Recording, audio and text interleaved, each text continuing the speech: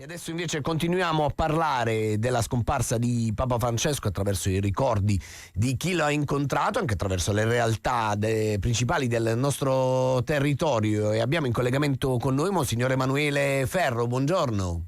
Buongiorno, bentrovati. Parroco di San Cataldo, padre spirituale della Confraternita dell'Addolorata e San Domenico, e proprio in quest'ultima veste, insieme al priore Giancarlo Roberti, è stato a Roma qualche tempo fa, portando in piazza e all'udienza del Papa la troccola dell'Addolorata, su cui il Papa ha imposto le mani e ha dato la sua benedizione. Monsignor Ferro, un momento di grande emozione, immagino.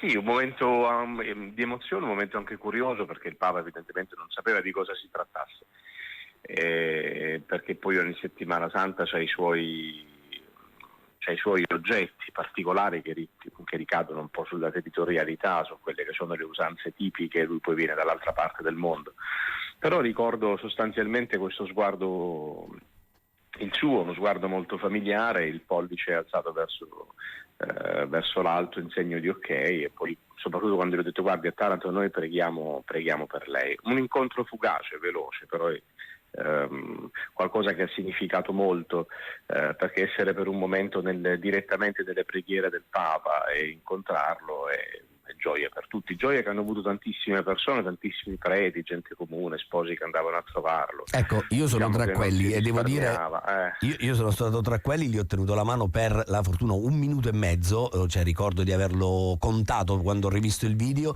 e devo dire che quello che mi porto dietro sono i suoi occhi, erano occhi buoni ma comunque occhi fortissimi.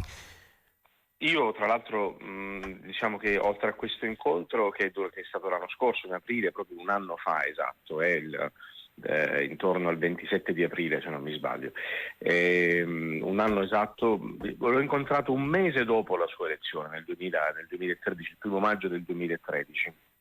E lì era in piedi, camminava, era comunque un uomo ancora vigoroso, e ricordo che si è fermato a parlare un pochino di tempo di più, chiedendomi della città, di salutarmi l'arcivescovo. Quello fu un incontro ancora più bello, anche se l'ultimo incontro era un incontro quasi di una persona conosciuta da tempo, conosciuta attraverso il suo magistero, conosciuta attraverso tantissimi gesti che hanno caratterizzato la sua missione di pontefice. Ripeto, in questi giorni mi hanno chiamato in molti per raccontare questo incontro e questa benedizione della troccola, che è importante per la confraternita soprattutto. Però io vorrei sottolineare che in questo incontro non c'è niente di straordinario, se non la straordinarietà di un uomo che era a disposizione di tutti.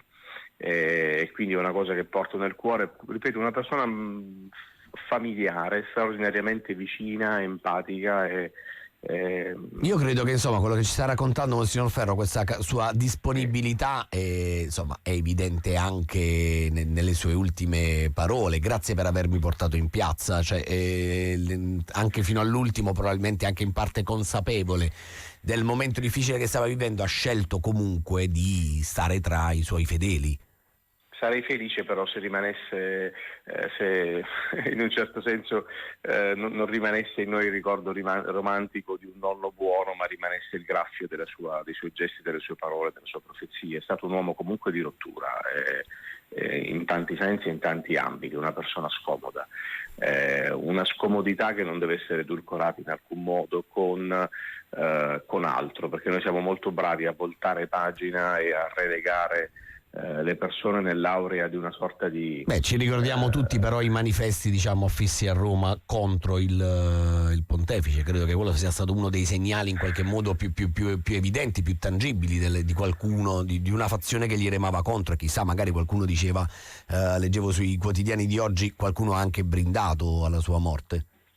Sì, sicuramente. Adesso il momento della morte di ognuno, di qualsiasi persona, è anche il momento di grandi ipocrisie, quindi non mi meraviglia tutto ciò, fa parte un po' delle liturgie umane, però i credenti dovrebbero conservare forte lo spirito di libertà e di profezia di quest'uomo. Ripeto, tante cose possono essere anche scomode e discutibili, però non sono mai state contro il Vangelo, anzi in linea con il Vangelo, ed è questa la cosa che ci interessa.